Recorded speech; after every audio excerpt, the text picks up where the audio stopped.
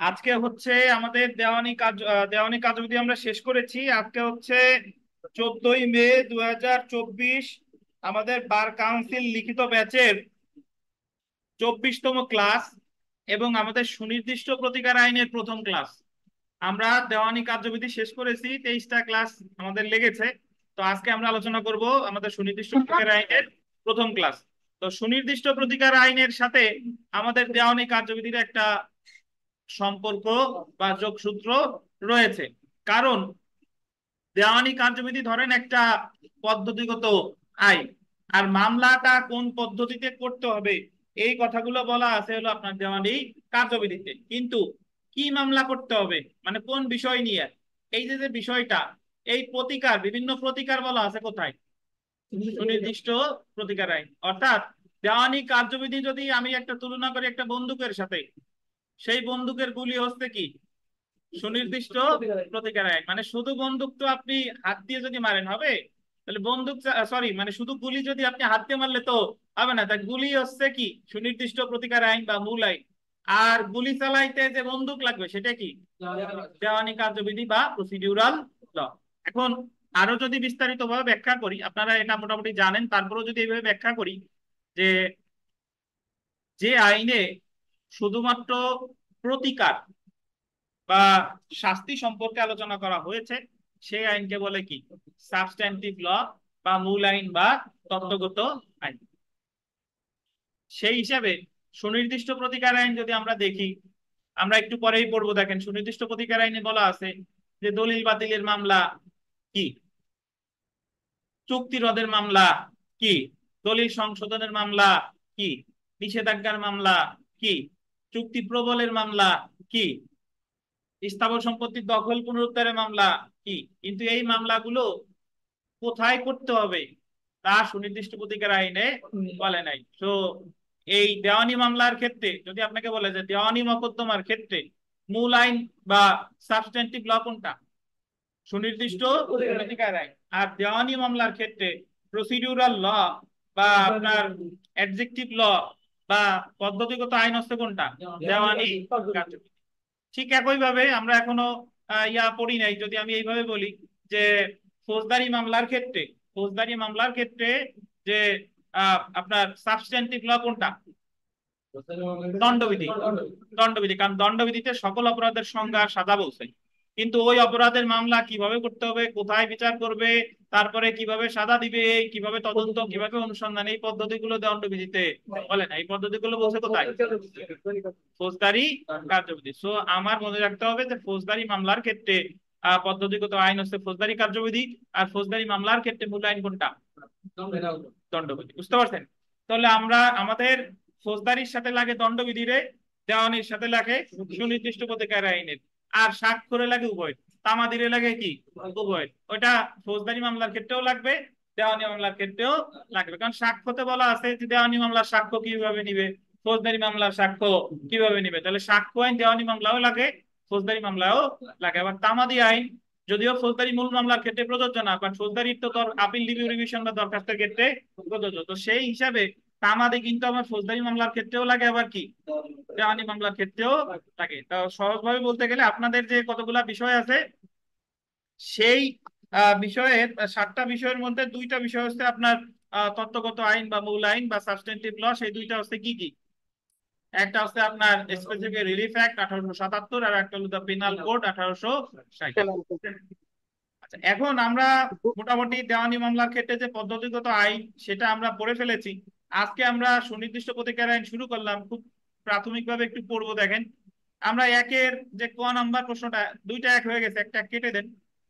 যে সুনির্দিষ্ট প্রতিকার আইনের আওতায় কিভাবে সুনির্দিষ্ট প্রতিকার প্রদান করা যায়, সুনির্দিষ্ট প্রতিকার শব্দটা বলতেন, কিভাবে সুনির্দিষ্ট প্রতিকার প্রদান করা যায়। In which ways does a civil court grant a specific relief.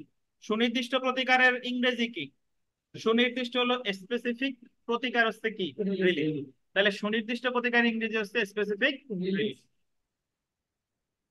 তাহলে পরীক্ষায় একবার প্রশ্ন এসেছিল যে সুনির্দিষ্ট প্রতিকার কিভাবে, কিভাবে শব্দটা বলতেন, কিভাবে, কিভাবে সুনির্দিষ্ট প্রতিকার মঞ্জুর করা যায় কিভাবে। এবং খ নাম্বার প্রশ্নটা দেখেন যে সুনির্দিষ্ট প্রতিকার আইন 1877-এর অধীনে মঞ্জুরযোগ্য গোল দিবেন বিভিন্ন প্রকার সুনির্দিষ্ট প্রতিকার আলোচনা করুন। আচ্ছা, এখন এই প্রশ্নটা অনেকে বুঝতে পারেন না। একটা বলছে যে কিভাবে বা উপায়, কিভাবে নিচে একটু উপায় লেখেন, উপায় উপায় আর মঞ্জুরযোগ্য বিভিন্ন প্রকার সুনির্দিষ্ট প্রতিকার কয়টা সেটা আলোচনা করতে যাচ্ছে। আচ্ছা, তা আমরা আলোচনা করব, সমস্যা নাই। আগে আমরা বুঝি যে সুনির্দিষ্ট প্রতিকার কি আর কেন দেওয়ানি মামলা করা হয়, কেন ফৌজদারি মামলা করা হয়। আপনারা কেউ কি জানেন যে কেন দেওয়ানি মামলা করা হয় আর কেন ফৌজদারি মামলা করা হয়? বলেন তো, আনোয়ারুল হক সাহেব বলেন।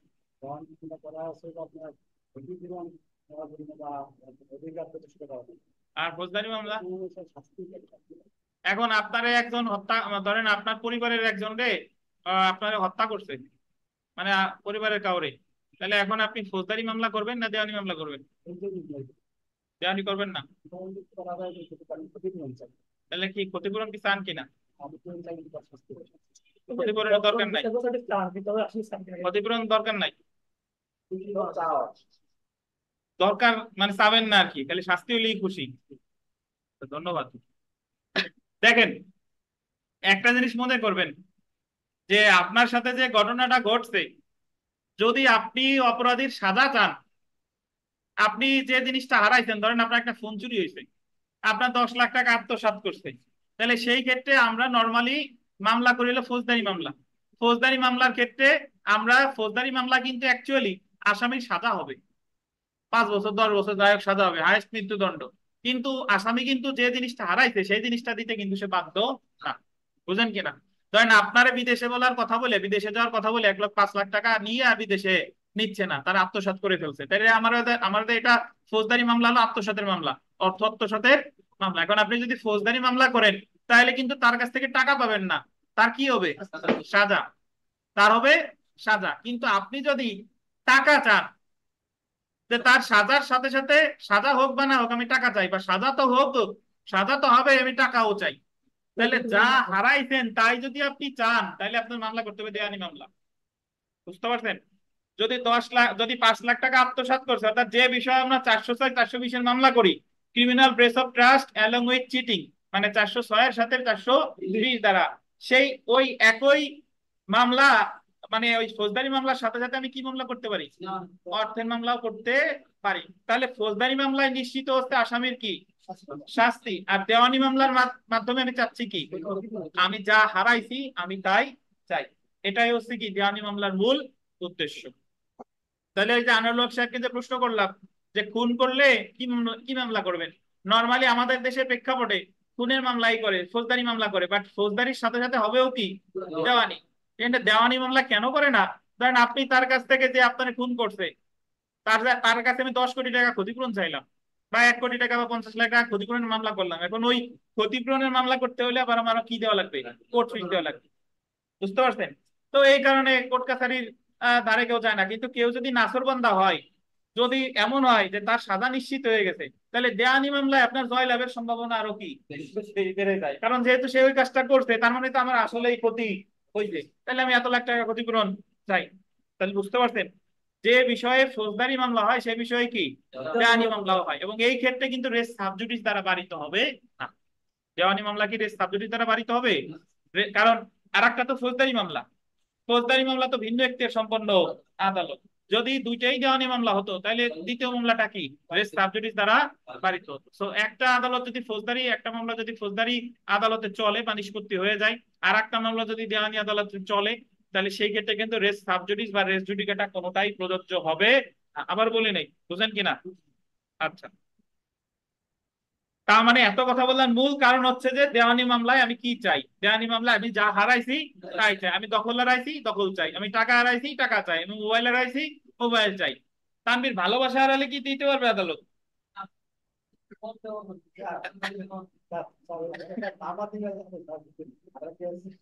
জি,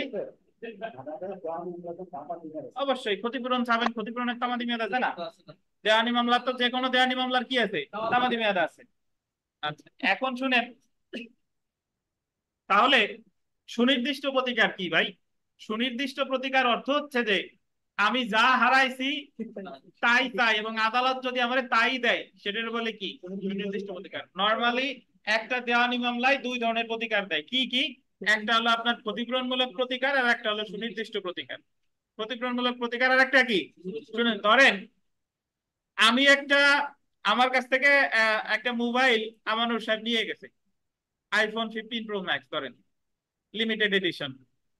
তো এখন আমি যদি ওই মোবাইলটা তার কাছ থেকে ফেরত চাই, আমাকে মামলা করতে হবে, দেওয়ানি মামলা, এবং আদালত যদি ওই আমানুরের কাছ থেকে ওই মোবাইলটাই আমারে ফেরত দিয়ে দেয়, মানে ও তার কাছ থেকে এনে আমাকে দিয়ে দেয়, এটা হলো সুনির্দিষ্ট প্রতিকার। কিন্তু আমি মামলা করছি মোবাইল ফেরতের, আমানুর বললো যে মোবাইল দিতে পারবো না, আদালত বলছে যে ঠিক আছে, তো তুমি এত লাখ টাকা দিয়ে দাও, এবং সে ক্ষতিপূরণ দিয়ে দিল, এটা কিন্তু সুনির্দিষ্ট প্রতিকার না। এটা কি ক্ষতিপূরণমূলক প্রতিকার। তাহলে আপনার মনে রাখতে হবে যে একটা দেওয়ানি মামলায় ভাই কয় প্রকার প্রতিকার পাওয়া যায়? দুই প্রকার, একটা হলো ক্ষতিপূরণমূলক প্রতিকার আর একটা কি সুনির্দিষ্ট প্রতিকার। তাহলে ক্ষতিপূরণমূলক প্রতিকার আগে আসে, সুনির্দিষ্ট প্রতিকার কাকে বলে? আমি যা চাইছি তাই যদি আমার দেয় সেটা কি সুনির্দিষ্ট প্রতিকার, বুঝলেন কিনা? আর আমি যা চাইছি তা দেয় নাই, আমারে টাকা দিয়ে ক্ষতিপূরণ দিয়ে সান্ত্বনা দিছে, সেটা হলো কি ক্ষতিপূরণমূলক প্রতিকার। আচ্ছা, এখন আমাদের দেওয়ানি কার্যবিধিতে এই ক নাম্বার প্রশ্ন আসে যে কয়টি উপায়ে সুনির্দিষ্ট প্রতিকার দেওয়া যায়। আমাদের 5 ধারায় বলছে, আমরা লাগাবো সমস্যা নাই, 5 ধারায় বলছে 5টি উপায়, 5টি উপায়। বাট ওই 5টা ওখানে কিন্তু 5টি উপায় বলছে, কিন্তু 5টি উপায়ে প্রতিকার দিতে পারে 8 ধরনের। কয় ধরনের? 8 ধরনের। 5টি উপায় দিতে পারে 8 ধরনের। So, যদি আপনাকে বলে যে সুনির্দিষ্ট প্রতিকার মোট কয়টা, মোট 8টা, 5টা না। যদি সুনির্দিষ্ট প্রতিকার জিজ্ঞাসা করে মোট কয়টা, 8টা। আর এই প্রতিকার, এই 8টা প্রতিকার দেবে কয়ভাবে? ধরেন 8 প্রকারের খাবার আছে, আপনি খাবেন 5 বেলায়, বুঝতে পারছেন? যদি মোট খাবার কয় প্রকার, 8 প্রকার, কিন্তু এই 8 প্রকার খাবার আপনার খাইতে হবে কয় কয় বেলায়? 5 বেলায়। তাহলে তাহলে যদি আপনাকে বলে যে সুনির্দিষ্ট প্রতিকার মোট কয়টা, 8টা, কিন্তু আমার এই 8টা প্রতিকার আদালত দিতে পারে কয়টি উপায়ে?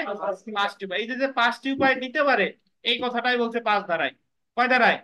5 ধারায়। তো আমরা যদি তানভীর একটু জিজ্ঞেস করি, তানভীর সাহেব, যে তাহলে স্পেসিফিক রিলিফ এটা কি?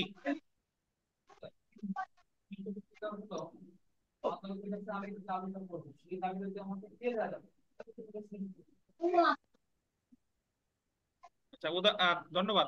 যা আপনি চাইছেন সেটাই যদি দিয়ে দেয় সেটাই কি সুনির্দিষ্ট প্রতিকার। এখন আমরা সুনির্দিষ্ট প্রতিকার একটু পড়ি, তারপরে আপনাদের ব্যাখ্যা দেবো। দেখেন, কয়ের উত্তরে চলে আসি।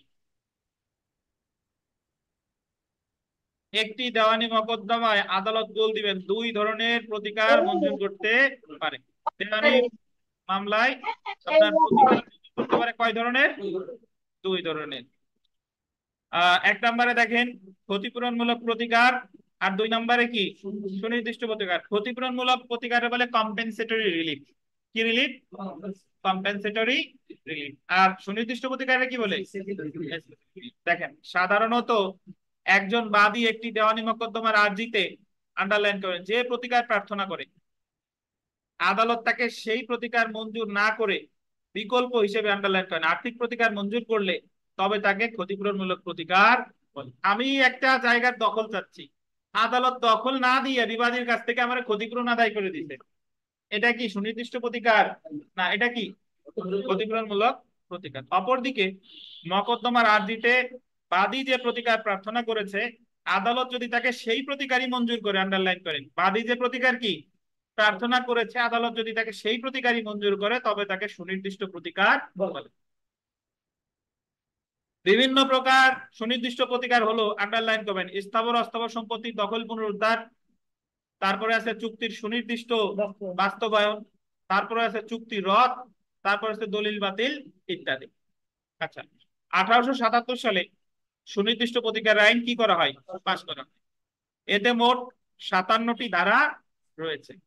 উক্ত আইনের 5 ধারা অনুসারে, আন্ডারলাইন করবেন, উক্ত আইনের 5 ধারা অনুসারে একটি দেওয়ানি আদালত 5টি উপায় বল দিবেন, 5টি উপায়ে 8টি সুনির্দিষ্ট প্রতিকার মঞ্জুর করতে পারে। এটা হচ্ছে আপনার সুনির্দিষ্ট প্রতিকারের একটা ভূমিকা। মানে সুনির্দিষ্ট প্রতিকার আইনের যে প্রশ্নই আপনি লেখেন না কেন, এইটুকু আপনি ইচ্ছা করলে আগে কি লিখতে পারেন। ধরেন আমরা জানি যে কয়টি উপায় সুনির্দিষ্ট প্রতিকার দেওয়া যায়, এই কথাটা আছে কততে? 5 ধারায়। যদি আসতো যে দলিল বাতিল কি, তাহলে আমি এই যে 1877 সালে সুনির্দিষ্ট প্রতিকার আইন পাশ করা এই পর্যন্ত লিখতাম। এতে মোট 57টি ধারা রয়েছে, তারপর বলতাম এই আইনের 39 ধারায় দলিল বাতিল সম্পর্কে আলোচনা করা হয়েছে। বুঝেন কিনা? আচ্ছা, তাহলে আমরা আগে সুনির্দিষ্ট প্রতিকার প্রদানের পদ্ধতি দেখেন। সুনির্দিষ্ট প্রতিকার প্রদানের পদ্ধতি, আদালত বল দিবেন নিম্নলিখিত 5টি উপায়, 5টি উপায় শব্দটা বল দেন সুনির্দিষ্ট প্রতিকার মঞ্জুর করতে পারে। কয়টি উপায়ে? 5টি উপায়।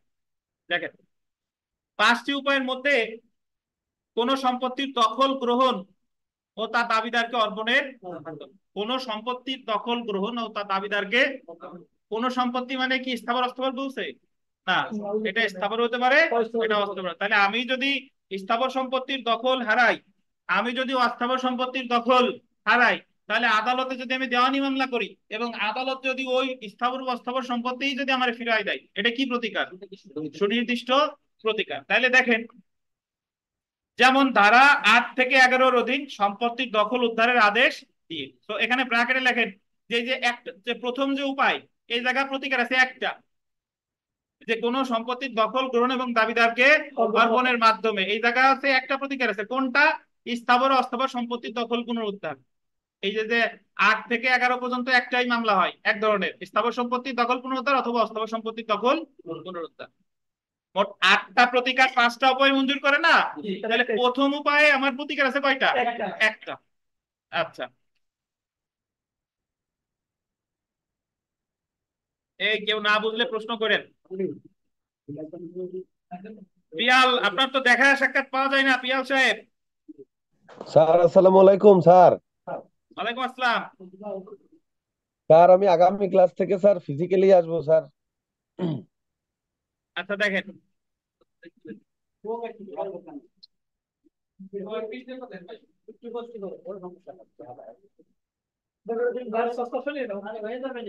আচ্ছা দেখেন কি করে 10 মিনিট আছে? আচ্ছা দেখেন, যা করার ব্যাপারে তার বাধ্যবাধকতা রয়েছে একটি পক্ষকে তেমন কাজ করার আদেশ প্রদানের মাধ্যমে। যা করার ব্যাপারে বাধ্যবাধকতা রয়েছে, অর্থাৎ যদি কোনো কাজ করার ব্যাপারে আমি একটা চুক্তি করলাম, চুক্তি অনুযায়ী আমি ওই কাজটা করতে কি বাধ্য। আমি চুক্তি করার পরে পরে যে বলতেছি আমি চুক্তি অনুযায়ী কাজ করতে পারবো না, তখন আদালত যদি আমারে বলে যে না তোমার ওই চুক্তি করতে হবে, এটাই বলে চুক্তি প্রবল। আবার বাধ্যতামূলক নিষেধাজ্ঞাও এটার মধ্যে পড়ে।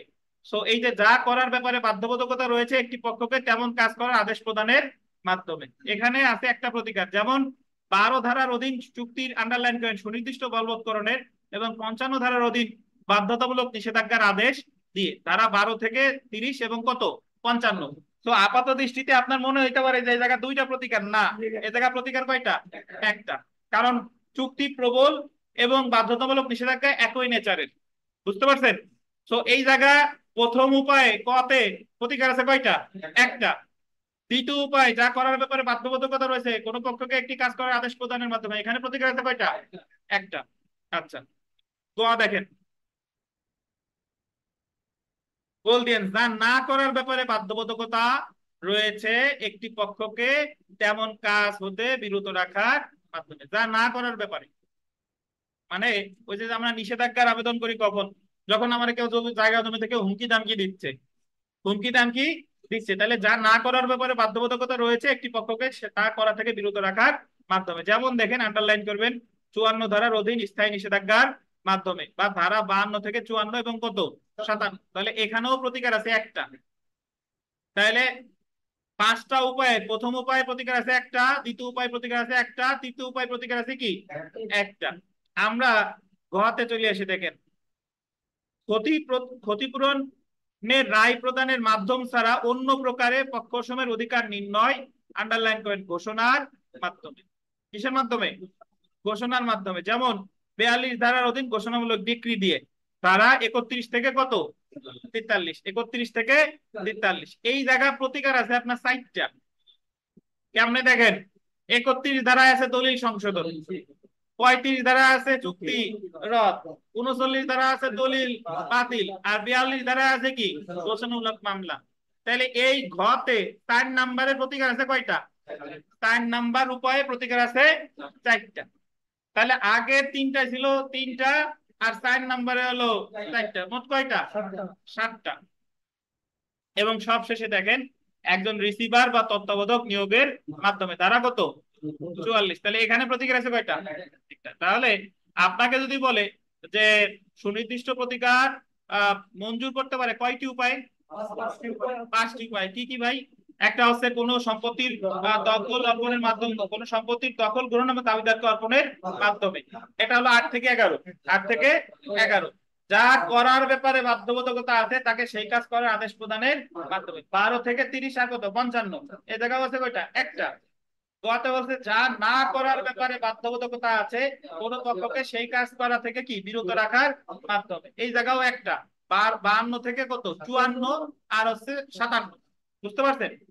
4 নম্বরে বলছে ক্ষতিপূরণের রায় প্রদান ব্যতীত অন্য কোন প্রতিকার যেরকম ঘোষণামূলক মামলার মাধ্যমে। এটা আপনার বলছে 31 থেকে 42। 31 থেকে 42। তো এখানে প্রতিকার আছে কয়টা? 4টা। 31 আছে দলিল সংশোধন, 35 আছে চুক্তি রদ, 39 আছে দলিল বাতিল, 42 আছে কি ঘোষণামূলক। আচ্ছা, এবং সব শেষে বলছে একজন রিসিভার বা তত্ত্বাবধায়ক নিয়োগের মাধ্যমে। এটা এখানে আছে কয়টা? একটা। তাহলে যদি আপনাকে বলে তানভীর, আমরা অধিকাংশ লোকজনই বুঝি না, যদি বলে যে সুনির্দিষ্ট প্রতিকার কয়টা? 8টা। যদি উপায় বা কিভাবে বলে মঞ্জুর করা যায়, উপায় বা কিভাবে মঞ্জুর করা যায়, তাহলে কত? 5টি উপায়। 5টি উপায়। আচ্ছা, এখন আমরা খ নম্বর প্রশ্নে চলে আসি। দেখেন খ নম্বর প্রশ্ন। খ নম্বর প্রশ্নে আমরা যদি দেখি যে সুনির্দিষ্ট প্রতিকার আইন 1877 অধীনে মঞ্জুরযোগ্য বিভিন্ন প্রকার সুনির্দিষ্ট প্রতিকার আলোচনা করুন। এখানে কিন্তু উপায় বলে না, এখানে বলছে কি বিভিন্ন প্রকার সুনির্দিষ্ট প্রতিকার। এই যে দেখেন আমরা যদি প্রশ্নের উত্তরে আসি যে মঞ্জুরযোগ্য বিভিন্ন প্রকার সুনির্দিষ্ট প্রতিকার, সুনির্দিষ্ট প্রতিকার আইনে আন্ডারলাইন করেন 5 ধারা অনুসারে আদালত গোল দিবেন 5টি উপায়ে, গোল দিবেন 8টি সুনির্দিষ্ট প্রতিকার মঞ্জুর করতে পারেন। কয়টি উপায়ে? 5টি উপায়। কয়টা? 8টা। আচ্ছা, 8টার যদি আমরা প্রথমে দেখি, প্রথম যেটা স্থাবর এবং অস্থাবর সম্পত্তির দখল পুনরুদ্ধার, recovery of possession of property, ধারা কত? 8 থেকে 11। তো আমাদের যদি এই প্রশ্নটাই আছে, সেম প্রশ্নটা আসলো, ধরেন মঞ্জুরযোগ্য বিভিন্ন প্রকার সুনির্দিষ্ট প্রতিকার আলোচনা করুন, এই 8টা আমার এইভাবে লিখলে হবে না, এই জায়গা এক 2-4 কথা লিখতে হবে। আর এই 2-4 কথা আমরা ইনশাল্লাহ যখন সুনির্দিষ্ট প্রতিকার আইন শেষ হয়ে যাবে তখন 2-4 কথা কেন এর একটাই আপনি এক এক পেজ, কয়েক পেজ করিয়া লিখতে পারবেন। বুঝতে পারছেন? তো আপাতত এতটুকু মনে রাখি যে স্থাবর এবং অস্থাবর সম্পত্তির দখল পুনরুদ্ধার 8 থেকে কত? 11। এখানে আমি যদি এইভাবে বলি যে 8 ধারায় আছে যখন মালিক স্থাবর সম্পত্তির দখল পুনরুদ্ধারের মামলা করে, 9 ধারায় আছে যখন দখলের অধিকারী ব্যক্তিরে কেউ বেআইনি ভাবে বেদখল করে সে মামলা করে, আর 10-11 হলো অস্থাবর সম্পত্তি দখল পুনরুদ্ধারের মামলা। আচ্ছা, পরেরটা দেখেন চুক্তির সুনির্দিষ্ট বাস্তবায়ন, underline specific performance of contract, ধারা 12 থেকে 30। আমরা একটু বলি যে what is specific performance of contract. Tanvir, specific performance of contract কি? আমি একটা চুক্তি মানে আমি একটা চুক্তি করছি বিদ্যুতের সাথে, কারণ বিদ্যুতের চুক্তিটা বর্তমানে বলে না, আমি বিদ্যুতের বাধ্যবাধকতা আলোচনা মামলা করলাম। হ্যাঁ, এবং আমি বিদ্যুৎ ডাইরেক্টরে আদালত বলবে যে না তাদের ওইটাই চাই, ওইটা আপনাকে দিতে হবে। হ্যাঁ, এইটা হলো তার চুক্তি সুনির্দিষ্ট, অর্থাৎ চুক্তিতে যে কথা আছে কোন পক্ষ যদি চুক্তির মানে আপনার শর্ত ভঙ্গ করে তখন যে পক্ষ মামলা করে, মামলা করার তার একমাত্রই উদ্দেশ্য যাতে ওই কাজটা করতে ওই যে ভঙ্গ করছে তারে কি করা হয়? বাধ্য করা হয়। এটাই বলে চুক্তি সুনির্দিষ্ট কার্য সম্পাদন। এখন আনোয়ারুল হক সাহেবরে যদি জিজ্ঞেস করি তাহলে সুনির্দিষ্ট প্রতিকারের সাথে চুক্তির সুনির্দিষ্ট কার্য সম্পাদনের পার্থক্য কি?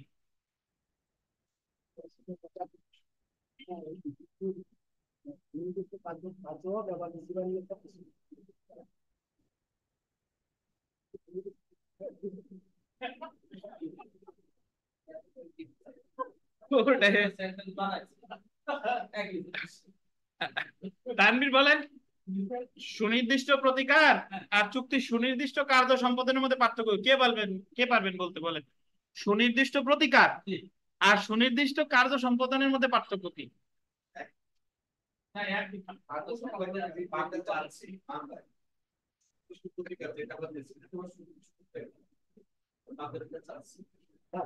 অনলাইনে কেউ পারবেন? স্যার একটু ধারণা দিতে পারি স্যার, মানে আমি যতটুকু বুঝি সেটা হইলো কি স্যার, সুনির্দিষ্ট প্রতিকারটা যেটা স্যার, এটা ধরেন 5টা উপায় দেওয়া যাচ্ছে। আর এই সুনির্দিষ্ট কার্য সম্পাদন স্যার, ওই 5টার মধ্যে স্যার একটা যেটা হচ্ছে স্যার আপনার ওই যে 12 থেকে 30 ধারা পর্যন্ত স্যার বলা আছে, যেমন যেই কাজটা স্যার আমার দরকার ওইটাই স্যার আমার সঠিকভাবে সম্পাদন করা। স্যার আমি আপাত দৃষ্টিতে স্যার এই পার্থক্যটাই পাই স্যার। হ্যাঁ বলেন, ভুইয়া বলেন। সুনির্দিষ্ট কার্য সম্পাদন এইটা হচ্ছে আদালত করতে বাধ্য, অর্থাৎ যে চুক্তির জন্য বাধ্য?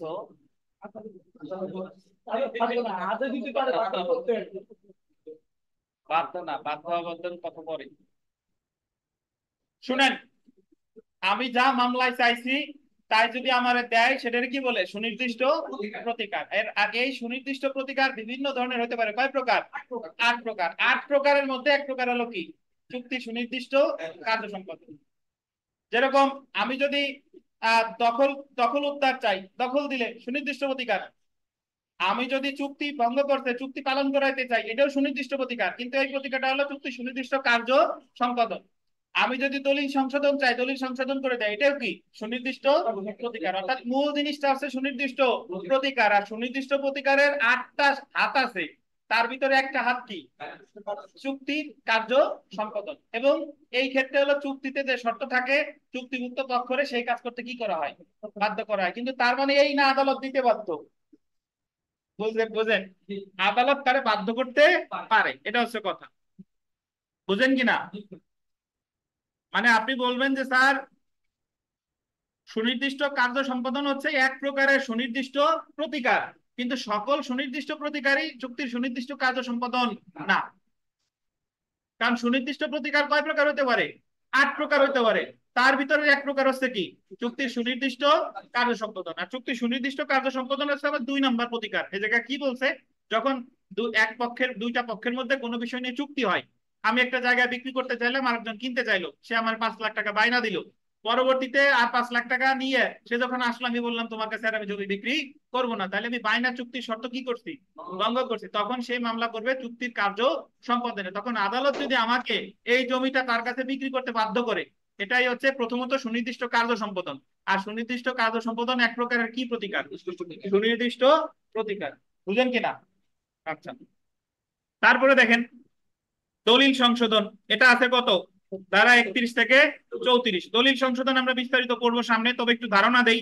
দলিল সংশোধন সাধারণত ভুলের কারণে বা প্রতারণার কারণে, দলিলে যদি কোনো ভুল থাকে, ধরেন আপনি 2 খণ্ড জমি বিক্রি করতেন, কিন্তু সে লিখে নিছে 3 খণ্ড আপনারই, তো এই এরকম ক্ষেত্রে কিসের মামলা করে? দলিল সংশোধনের মামলা। এটার বলে রেকটিফিকেশন অফ ইনস্ট্রুমেন্ট। ইনস্ট্রুমেন্ট। তারপরে দেখেন চুক্তি বাতিল বা রেসিশন অফ কন্ট্রাক্ট। এটা হলো ধারা 35 থেকে 38। চুক্তি বাতিল বা চুক্তি রদের মামলা কখন করে? যখন আমার সাথে প্রতারণা করে কোনো চুক্তি করে, যখন আমার সাথে ভুল বর্ণনা দিয়ে কোনো চুক্তি করে, তখন আমি মামলা করব কিসের? চুক্তি রদের। আমারে বললো যে এই সিমেন্ট কারখানায় প্রতি মাসে 500 বস্তা সার উৎপাদন করা যায়। আমি যখন কিনলাম দেখলাম যে প্রতি মাসে 50 বস্তাও হয় না। তো এই যে যে প্রতারণা আমার সাথে করছে, এই ক্ষেত্রে আমি ওই চুক্তিটা কিসের অধিকারী?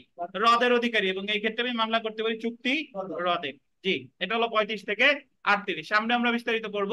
দলিল বাতিল, ক্যান্সেলেশন অফ ইনস্ট্রুমেন্ট। দলিল বাতিল, আপনার বিরুদ্ধে একজন জাল অবৈধ দলিল তৈরি করছে। যে দলিলটা আপনি তৈরি, যে দলিলের আপনি কোনো পক্ষ না, বা যে দলিলটা দ্বারা আপনি পক্ষ হন বা না হন, আপনি ক্ষতিগ্রস্ত হচ্ছেন। ধরেন অনুপের অনুপের প্রতিবেশী আইসা অনুপে দেখাচ্ছে যে অনুপ, তোমার বাবা বিগত হওয়ার আগে এই জমিটা তোমার বাবা আমার কাছে লিখে দিয়ে গেছে। কিন্তু অনুপ জানে যে তার বাবা এই ধরনের কোনো জমি কি দেয় নাই। তার মানে এই জমিতে এক পক্ষ হলো অনুপের বাবা, আর এক পক্ষ হলো প্রতিবেশী। অনুপ কিন্তু কোনো পক্ষ না, কিন্তু আলটিমেটলি এই দলিল ক্ষতিগ্রস্ত হচ্ছে কি? অনুপ। কারণ অনুপের বাবারও বর্তমানে এই সম্পত্তির মালিক তো অনুপ। তাহলে সে ওই দলিল যদি বলবৎ হয়ে যায়, তাহলে অনুপ সম্পত্তি থেকে কি হবে? বঞ্চিত হবে। এবং দলিলটা যেহেতু অবৈধ এবং জাল, তাহলে অনুপকে এক্ষেত্রে মামলা করতে হবে কি মামলা? দলিল বাতিলের মামলা। এটা আছে 39 থেকে 41। সামনে আমরা বিস্তারিত বলবো, অনেক প্রবলেমেটিক সহ। তারপরে দেখেন ঘোষণামূলক প্রতিকার। ঘোষণামূলক প্রতিকার বা ডিক্লারেটরি রিলিফ, ধারা কত? 42 আর 43। ঘোষণামূলক মামলা কখন করে? যখন কোনো কিছুতে আপনার একটা অধিকার আছে, এবং সেই অধিকারকে আপনার অন্যরা এসে কি করতেছে, অস্বীকার করতেছে। কোন জিনিসে আপনার আইনগত অধিকার আছে বা সম্পত্তির অধিকার আছে। আমি একটা সম্পত্তির মালিক, আমি এই জমির মালিক, অনুপ এসে বলতেছে যে না আপনার মালিকানা আমি স্বীকার করি না, তাহলে সে আমার মালিকানা কি করতেছে, অস্বীকার করতেছে। তাইলে অনুপের বিরুদ্ধে আমি কি মামলা করব, ঘোষণামূলক মামলা, যাতে আদালত ঘোষণা দেয় আমি এই সম্পত্তির মালিক। বা রশিদ সাহেবের, হঠাৎ রশিদ সাহেব স্কুলে গেছে, ওনার যারা অন্যান্য টিচার ওনারে হেডমাস্টার হিসেবে মানতেছে না, তাহলে উনি এখানে হেডমাস্টার যে অধিকার, উনি তো অলরেডি হেডমাস্টার পদে ছিল এবং ওনার যে অস্বীকার করতেছে, এক্ষেত্রে উনি কি মামলা করবে, ঘোষণামূলক মামলা। অর্থাৎ যখন আপনি কোনো কিছুর কোনো সত্ত্বের অধিকার বা কোনো আইনগত অধিকার থাকে এবং পরবর্তীতে যখন সেটা কেউ কি করে অস্বীকার করে বা অস্বীকার করার উদ্যোগ নেয়, সেই ক্ষেত্রে যে মামলা করতে হবে সেটা কি মামলা, ঘোষণামূলক মামলা।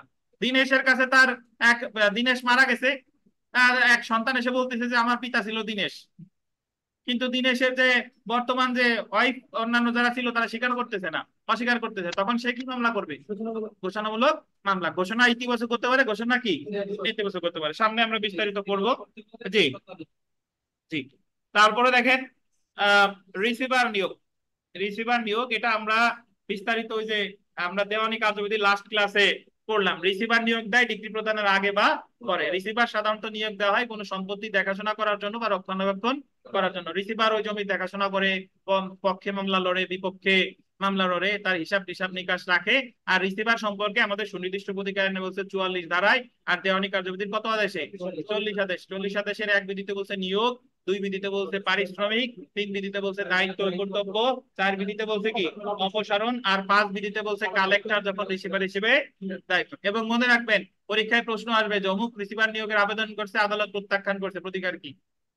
রিসিভারের 40 আদেশের 1 আর 4 বিধি কি আদেশ, আপিলযোগ্য আদেশ। এবং সবশেষে যদি আমরা দেখি, দেখেন ইনজাংশন বা প্রতিরোধমূলক প্রতিকার 52 থেকে কত, 57। এই জায়গায় একটু মাঝখানে লেখেন 55 বাদে, 52 থেকে 57 মাঝখানে লেখেন 55 বাদে, 55 বাদে। তাহলে নিষেধাজ্ঞা বা প্রতিরোধমূলক প্রতিকার এটা অ্যাকচুয়ালি হচ্ছে যে যখন কোনো কেউ কারো অধিকার বা কোনো কিছুতে কারো কোনো জিনিস ধ্বংস করার উদ্যোগ নিছে। আপনার বাড়িতে আপনার একজন বেদখল করার উদ্যোগ নিছে, এখনো বেদখল করে নাই, বেদখল করার কি নিছে, উদ্যোগ নিছে। তাহলে সেই ক্ষেত্রে আপনাকে মামলা করতে হবে, স্থায়ী নিষেধাজ্ঞার মামলা। কারণ যদি বেদখল হয়ে যান তাইলে হবে না, কি নিছে, উদ্যোগ। যখন কোনো আশঙ্কা দেখা দেয় তখন যে মামলাটা করতে হয় সেটা হচ্ছে কি মামলা, নিষেধাজ্ঞা বা ইনজাংশনের মামলা। এবং নিষেধাজ্ঞার মামলা সম্পর্কে আলোচনা করতে 52 থেকে 54 এবং 56 থেকে 57।